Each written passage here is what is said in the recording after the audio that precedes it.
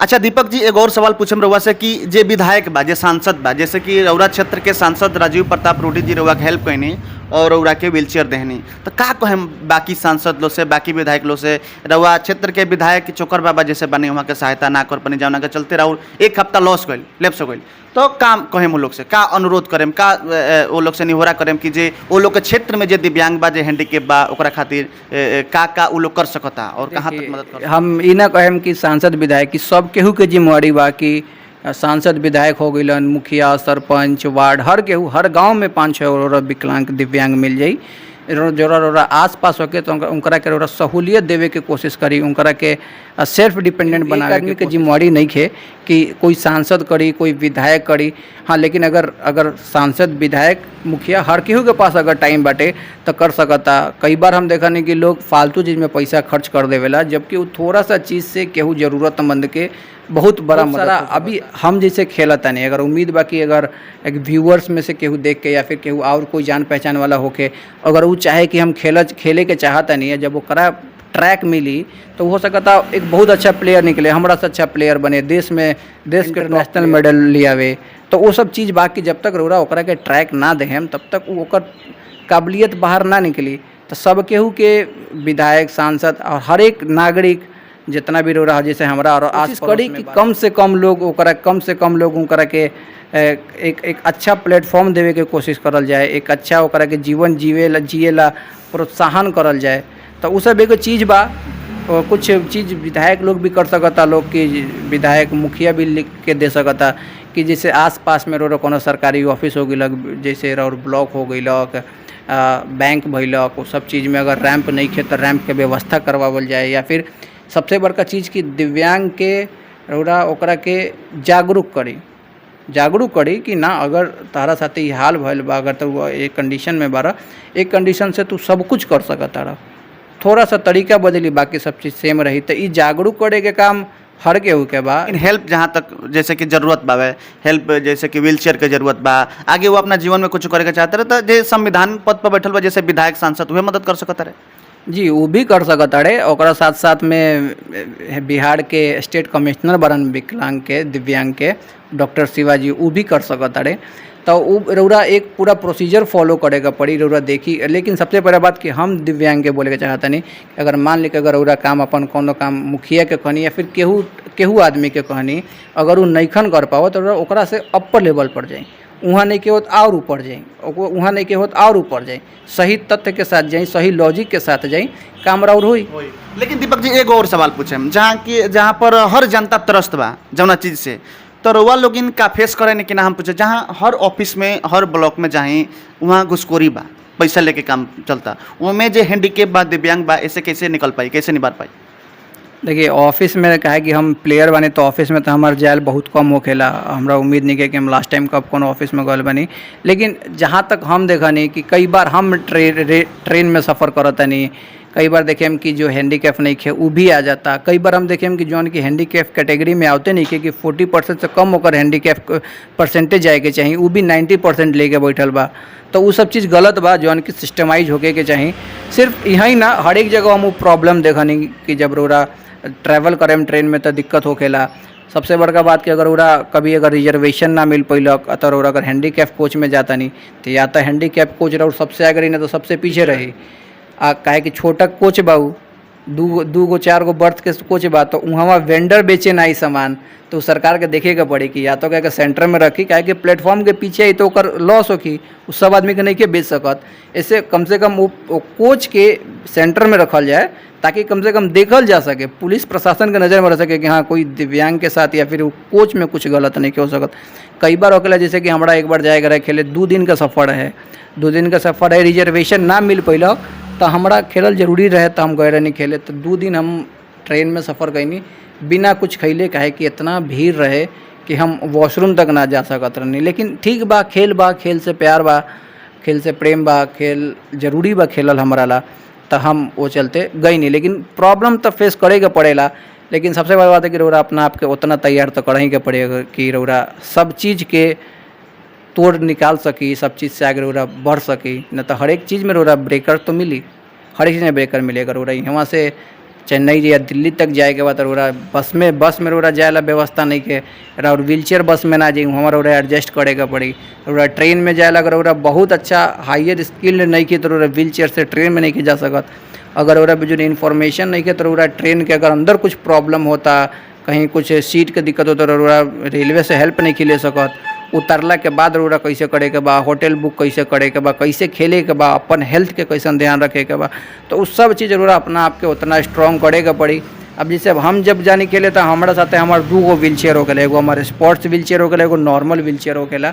तो रउरा अपना आप के उतना स्ट्रॉन्ग बनावे के पड़ी। और वो जब रउरा थोड़ा थोड़ा अपना अंदर चेंजिंग ले आवे के शुरू करें, अपने आप रउरा अंदर सब चेंजिंग आवे के शुरू हो जाई। तो बहुत स्वाभाविक चीज़ बा, बस रउरा स्टार्ट करिए अपना आप के चेंज करे के। लेकिन दीपक जी से मिल के आज हमरा बहुत कुछ सीखे के मिलल और हमरा बुझाता है कि जे भी भोजपुरिया झकोरा के व्यूवर्स बा बहुत कुछ सीखे के मिली। और हम चाहें कि ये दूर तक वीडियो जाओ, सब लोग देखे ए वीडियो के, ताकि एगो मैसेज समाज में जाओ, जौन समाज एगो लाइन खींच दिला बा हमनी के समाज हैंडीकेप खातिर कितना तू हे से आगे निकल जा सकत। दीपक जी कहता नहीं कि वो सब हैंडीकेप अपने आप के तैयार करो और ज़बरदस्त ऊर्जा के साथ तैयार करो, काहे कि जब तक हमने के कुछ ना कुछ उलट फिर अपन अपने आप के चेंजेस ना ले अपना जीवन में, तब तक हमने के समाज जौन बाकी अलग नज़र से देखी। क्या दीपक जी सही कहता नहीं? जी बिल्कुल, रउरा अपन लिमिट्स के हमेशा क्रॉस करे के पड़ी। अपन लिमिट्स बनाई, केहू के हरावे ला मत करी, खुद के अपना आप के बेहतर करे ला कोशिश करी। हर बार हम जब प्रैक्टिस पे जानी तो हमारे पूरा एक सीजन जब हमारा नेशनल जाकर तो हम अपन पूरा तैयारी करके जानी कि अगर एक हफ्ता में हम अपन 100 को शूट करते हैं तो अगले हफ्ता 200 करें, तो इससे एगो टारगेट रहेला। वो चीज़ अच्छा भी बा। और सबसे बड़का बात बा कि रउरा जिंदगी में कुछ भी नहीं के, बहुत बार लोग सोचे रहा कि खेल हरब चाहे जीतब चाहे, ऐसा कुछ ना होखेला। या तो रउरा जीतेम या तो रउरा सीखेम, तो जरूरी बा पार्टिसिपेट कल तो जरूरी बा, चाहे रउरा कोनो क्षेत्र में बनी। अगर रउरा चाहता नहीं कि अगर हमरा एगो अच्छा नौकरी चाहिए तो रउरा ओकरा ला मेहनत करे के पड़ी। रउरा ला ना मिले हैंडीकैप्स ला स्कूल कोचिंग ना मिले जहाँ कि रउरा व्हील चेयर चल जाए, जहाँ तक उनका ट्राईसाइकिल चल जाए, लेकिन उनका अपना आप के वो मजबूत बनावे के पड़ी कि वो शिक्षण संस्थान में जाके उनका शिक्षा लेवे के पड़ी, ताकि वो अपना आप के अपन उज्जवल भविष्य के अच्छा बना सकस और उ लोग के दिखा सकस कि ना अगर कमी बा तो कमी जिंदगी के हिस्सा है। ऐसा नहीं है कि वही कमी पर जिंदगी रुक गई, फुल स्टॉप नहीं के, ओकरा बाद भी लाइफ चल सकता। और बहुत लोग चलावेला। अभी हम बहुत सारा लोग के जाना तनी, हमरे कुछ बहुत सारा फ्रेंड बा लोग जौन कि अभी तक हार ना मानेला लोग। अभी इंडियन व्हीलचेयर बास्केटबॉल टीम के कैप्टन बारे, 42 साल के बारे, इंडियन आर्मी से बारे, आज भी उनका फिटनेस हमनी से ज़्यादा अच्छा बा। तो प्रैक्टिस वो व्हीलचेयर पे बढ़े जी, वो व्हीलचेयर पे बढ़े। तो रउरा अपना आप के देखे के पड़ी कि रउरा पॉजिटिव वे में हमेशा देखे के पड़ी कि हमारा कॉम्पिटिट केकरा से करे के बा, कितना प्रैक्टिस करे के बा, कितना सोसाइटी में कितना लोगों से मिले के बा। नेगेटिविटी तो रही, नेगेटिविटी तो हमेशा रही। हम 21 समाज के भी रही जी 21 किलोमीटर का मैराथन करे वाला बानी। जैसे कि हम रउरा के स्टार्टिंग में कहत रहनी है कि जौन आदमी ज़िंदगी में 1 किलोमीटर बिना दौड़ली तो आदमी रउरा के आके सिखाई कि तनी से चले के कोशिश काहे ना करे। लेकिन उनका समझे के पड़ी कि ठीक बा, नहीं खन चल सकत, नहीं के पैर में पावर नहीं निकल सकत, लेकिन उसे रुकल नहीं खन नू। ओकरा बाद में 21 किलोमीटर के रनर बनी, व्हीलचेयर से 2 घंटा में रनिंग करनी, 2 घंटा 8 मिनट में। तो एगो बहुत छोटा चीज़ बा। 2 घंटा 8 मिनट में 31 किलोमीटर, 2 घंटा 8 मिनट में 21 किलोमीटर जी। और 4-5 गो मैसन मैराथन कैले बनी, एग्जैक्ट हम फिगर नहीं, लेकिन हम कम से कम तो 4 गो हम कैले बनी, 10 किलोमीटर के भी 3-4 गो कैले बनी। तो लोग रउरा के नेगेटिविटी तो दिखाई, नेगेटिविटी या तो रउरा नेगेटिविटी अपना आप के रउरा समझ ली कि वो रउरा ला सबसे स्पेशल बा कि रउरा के टोंड करता। जैसे कि अभी कुछ दिन पहले ही हम सुनत रहनी, कहीं पढ़त रहनी बुक में, बहुत फेमस कोट बा कि अगर गरीब जन्म ले ले बारो, गरीब तो में तोहर कोनो गलती नहीं के, गरीब मर जीब तो तहार गलती बा। वही सेम बा। अगर हमने के समाज में भी कहल जाला गरीबी कोनो पाई ना हो जी, वही सेम बा कि अगर केहू आदमी के साथ विकलांगता बा, चाहे जन्म से चाहे केहू कारण बस, तो विकलांगता कोनो ओसे उनकर काबिलियत ना छुपी। विकलांगता बा एक मतलब ही नहीं है कि उनका कमी बा, लेकिन अगर वो विकलांगता अपन लोग के नज़र में प्रूफ रहे दी हैं कि ना खाली विकलांग बाड़े, तो ये तो गलत बा। काहे कि वो से बेहतर कर सकता रहन। हर एक आदमी करेला, कोशिश करेला। तो हम कोशिश करें कि हम चाहें कि अगर कोई दिव्यांग बा, अगर ओकरा थोड़ा भी अगर लगे कि ना हमारा हई क्षेत्र में जाए के बाद तो जाओ। लिमिटेशन तो रही, लोग रोके वाला रही, लोग टोके वाला रही, लेकिन वो सब चीज़ से कोई फ़र्क ना पड़ेला।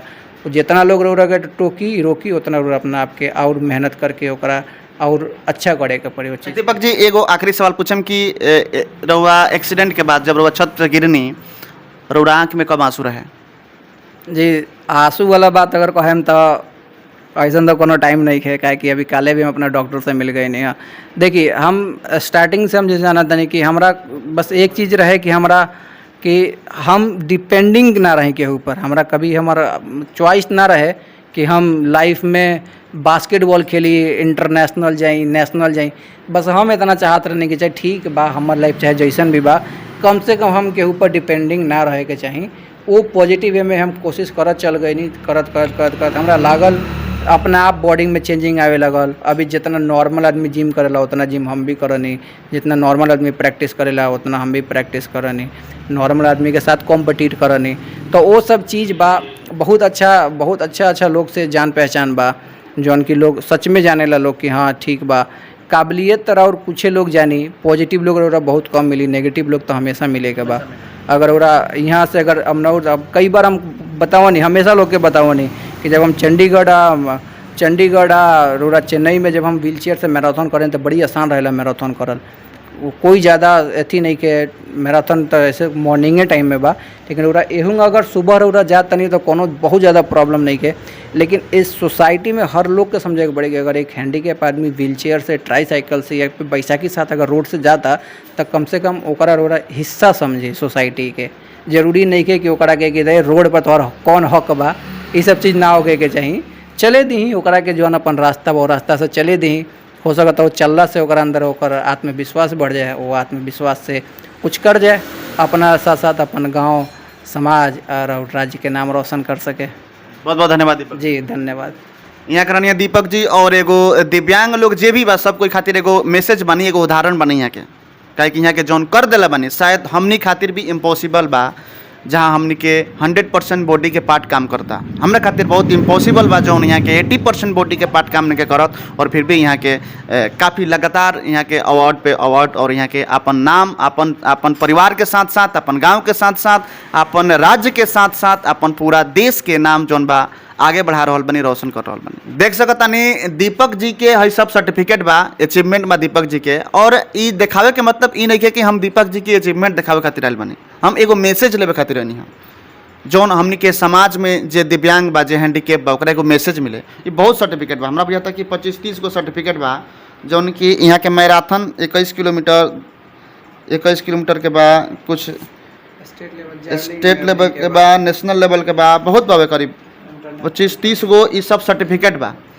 देख सकता नहीं रौरा, ई एगो मैसेज बावे हमनी के समाज के दिव्यांग लोग खातिर कि वो लोग भी कुछ चाह के कर सकता अपना जीवन में। हमनी के नेगेटिविटी पाल के नहीं रखे के, हमनी के पॉजिटिविटी के साथ चले के बा और ज़बरदस्त ऊर्जा के साथ काम करे के बा, तभी जा करके हमनी के सफलता मिली। ओकरो खातिर एगो मैसेज बा जे दिव्यांग बा, और जे दिव्यांग नहीं खे ओकरो खातिर मैसेज बा। मतलब देखी दीपक जी के जौन मेडल मिलल बा, सिल्वर के बा, कांसा बा, देख सकतानी गोल्ड भी बावे जौन की स्टेट लेवल पर यहाँ के मिलल बा। देख सकतानी तमाम यहाँ के लगातार संघर्ष जौन बा कर रहल बानी। यहाँ के ई चिंता नहीं है कि हम हैंडीकैप बानी, दिव्यांग बानी, यहाँ के बस पॉजिटिविटी के साथ बानी, एगो पॉजिटिव ऊर्जा बा यहाँ के लगे कि ना हमरा कुछ करे के बा, हमरा कुछ करे के बावे। और लगातार यहाँ के जौन बा एगो समाज में एगो नया झंडा जौन बा इतिहास खातिर एगो नया झंडा गाड़ रहल बने कि जौन कि आगे चल के जे दिव्यांग बा पढ़ी एक तो एगो मैसेज मिली। दीपक जी लगातार समाज खातिर एगो अच्छा उदाहरण बने, खास करके ओकरा खातिर जे दिव्यांग बा और ओकरो खातिर जे दिव्यांग नहीं है। बहुत बहुत धन्यवाद दीपक जी। धन्यवाद। तो हम रही हैं अमनौर विधानसभा क्षेत्र के शेखपुरा गाँव से कैमरामैन मोनू सिंह के साथ। धन्यवाद।